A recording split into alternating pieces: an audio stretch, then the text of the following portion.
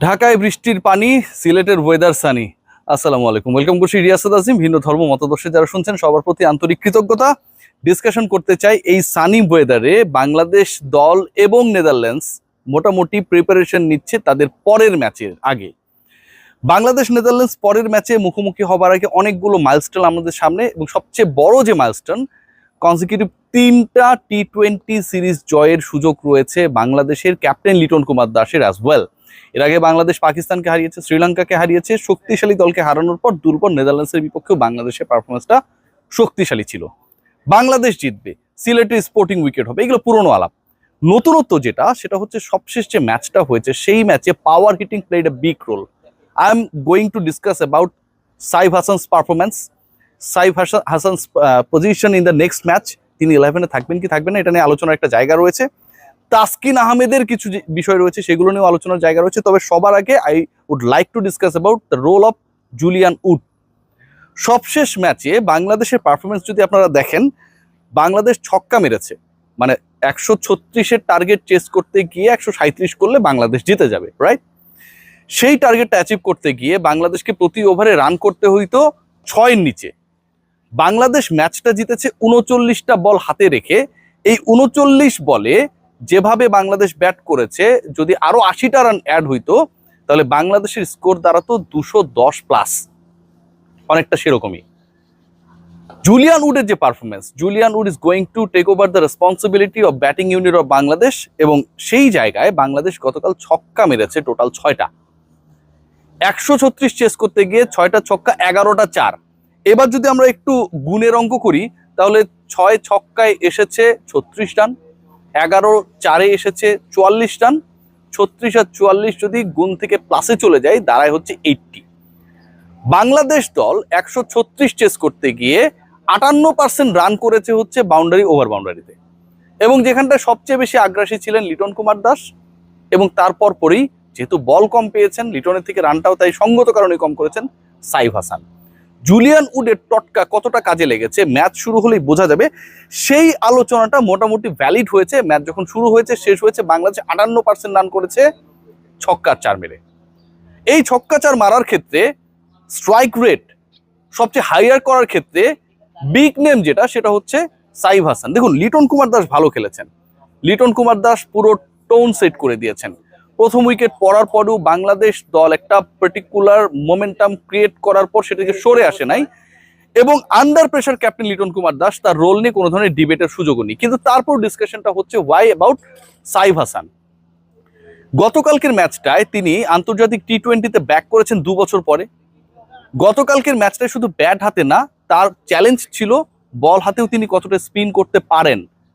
সাইফের bowling রোলের জন্যই গাজী আশরাফ হোসেন লিপুরা বলছিল যে তাকে দলে রাখা হয়েছে, সেই রোলটা তিনি কতটা পারফর্ম করতে পারেন। ব্যাট করার আগে বল হাতে যখন নিয়েছিলেন, প্রথম ওভার মানে 6টা বল তো করে একটা ওভারে, প্রথম ওভারে 2 উইকেট তুলে নিয়ে সেই আস্থার তিনি প্রতিদান দিয়েছেন। আপনারা বলতে পারেন দুর্বল দলের বিপক্ষে উইকেট পেয়েছে। দুর্বল দলের বিপক্ষে যদি তিনি উইকেট পেয়ে থাকেন, সেই সাইফও কিন্তু খুব সবল অবস্থায় ছিলেন না। 2 বছর পর ন্যাশনাল টিমে এন্ট্রি করেছেন। শামীম পাটোয়ারি, নুরুল হাসান সোহানকে বসিয়ে রেখে তাকে খেলানো হয়েছে। সো তিনি যতটা মেন্টাল চ্যালেঞ্জের মধ্যে ছিলেন, বাংলাদেশ টিমের 11 জন ক্রিকেটারের বাকি 10 জন ততটাই ছিলেন না। আলোচনা বোলিং পর্যায়ে শেষ হইল। ব্যাটিং এ দেখুন, লিটন কুমার দাস যেই ইন্টেন্টে ব্যাট করেছেন, সাইফ হচ্ছে তার থেকেও আগ্রাসী ছিলেন। স্ট্রাইক রেট যদি বিবেচনা করে 190-র কাছাকাছি। 3টা ছক্কা মেরেছেন, একটা চার মেরেছেন, 19 বলে 36 রান করেছেন।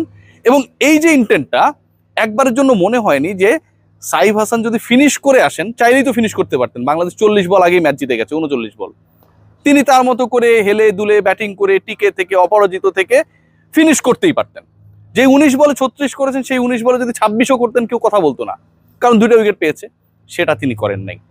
আন্ডার প্রেসার, এত বছর পর ফেরা, যাদের বসিয়ে রেখে তাকে খেলানো হয়েছে, সেই প্রেসার নেয়া, বোলিং এর পর ব্যাটিংয়েও পারফর্ম করে ধারাবাহিকতা রক্ষা করা, ই প্লেইড আ ট্রিমেন্ডাস রোল। তিনি যদি ম্যান অফ দ্য ম্যাচও হয়ে যেতেন, এটা নিয়ে খুব বেশি ডিবেট হইতো না। পরের ম্যাচে এই সাইফ কি খেলবে?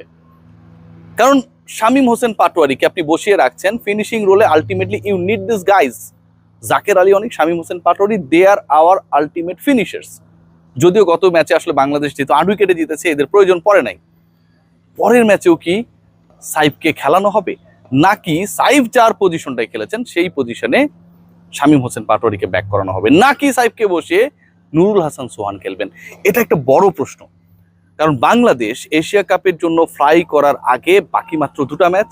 সাইফ সোহানরা একজন একটা ম্যাচ খেলেছেন, একজন একদমই ম্যাচের বাইরে গত 3 বছর থেকে ইন্টারন্যাশনালি।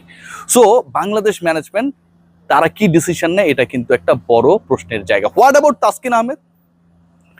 সাইফ ব্যাক করেছেন 2 বছর পর, বল করেছেন, অধ্যবসায় ছিল, জুলিয়ান উড তাকে যতটুকু পেয়েছেন টটকা দিয়েছেন, ছক্কা মেরেছেন, হাইয়েস্ট স্ট্রাইক রেটে ব্যাট করেছেন, 6 বলে 4টা 2বার উইকেট পেয়েছেন। তাসকিন আহমেদের কেসটা না ডিফারেন্ট।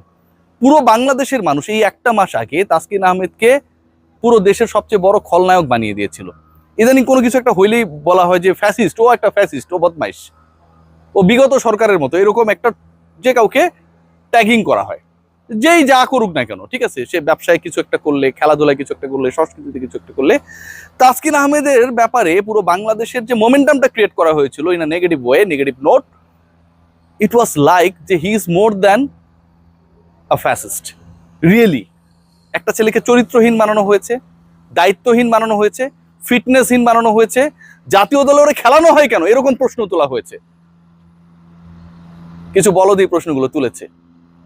সেই তাসকিন আহমেদ যিনি ইনজুরির মধ্যে ছিলেন, যার পায়ের গোড়ালির কিছু সমস্যা ছিল, ফিটনেস নিয়ে স্ট্রাগল করছিলেন, তিনি ম্যাচ খেলতে নেমেই ম্যান অফ দ্য ম্যাচ হয়ে গেলেন। ম্যাচ খেলতে নেমেই তিনি যে 4টা ওভার করেছেন, প্রত্যেকটা ইন্ডিভিজুয়াল ওভারে একটা করে উইকেট নিয়েছেন। যেই রানটা এই স্পোর্টিং উইকেটে মনে করা হচ্ছিল যেটা 160 হয়ে যাবে, সেটাকে 136-এ বেশি করতে না দেওয়ার ক্ষেত্রে একটা বড় রোল প্লে করেছিলেন। ক্যারিয়ারের প্রথম 6 বছরে 23 উইকেট পাওয়া তাসকিন সবশেষ 6 ম্যাচে পেয়েছেন 15টা উইকেট, যার 4টা হচ্ছে সবশেষ ম্যাচে। বাংলাদেশ দলের প্রেসারে থাকা 2 ক্রিকেটার আলটিমেটলি বাংলাদেশকে জিতিয়েছে। সাইফ ছিলেন আন্ডার প্রেসার, কারণ তাকে খেলানো হয়েছে বাজিয়ে দেখার জন্য। এই যে আমরা এত চিল্লাই অঙ্কন, সাইফ, সোহান, কেমন পারিস ব্যাটা দেখবো আজকে তোরে, সেই উত্তরটা তিনি দিয়েছেন। আর তাসকিন পুরো বাংলাদেশ যাকে ভিলেন বানিয়ে দিয়েছিল, অবান্তর কিছু রিপোর্টস এই ছেলেটাকে বাংলাদেশের প্রিমিয়াম পেসারকে, to me he is the best pacer, আমি সবসময় এই কথাটা বলি, যেই শুলের মধ্যে দাঁড় করিয়ে দিয়েছিল, সেখান থেকে কি দারুণভাবে ফিনিক্স পাখির মতো উড়ে এসে প্রমাণ করেছেন যে তিনি ধ্বংসস্তূপে হারিয়ে যান নাই। আলোচনার জায়গা রয়েছে। আলোচনার জায়গাটা হচ্ছে বাংলাদেশ দলটা অসাধারণ করছে। এই বাংলাদেশ দলের এই অসাধারণ পারফরমেন্সটা অনেকে একটু বাঁকা চোখে দেখতে চায়। নেদারল্যান্ডসের বিপক্ষে জিতেছে, 4 উইকেট পেয়েছে, 180+ স্ট্রাইক রেটে ব্যাট করেছে। এমন কি ভাই, বাংলাদেশ এই কয়দিন আগে ইউএর বিপক্ষে হারিয়ে গেছিল, মনে করতে পারেন কি বাজে ব্যাটিং করেছে। এই বাংলাদেশ 2023 সালে, খেয়াল করে দেখুন, 2023 না 2024 সালে সম্ভবত ইউএস এর বিপক্ষে হেরেছে। বাংলাদেশ দলের পারফরমেন্স আমরা যদি রিসেন্ট পাস্টে দেখি, সেখানটা অনেকটাই এটাই প্রেডিক্টেবল যে বাংলাদেশ দল ফালতু দলের বিপক্ষেই হারে। সেই দলটা টানা 3টা টি20 সিরিজ জয় থেকে মাত্র একটা ম্যাচ দূরে। একটু প্রশংসা করুন ভাই, টাকা যাবে না। সবাই ভালো থাকবে।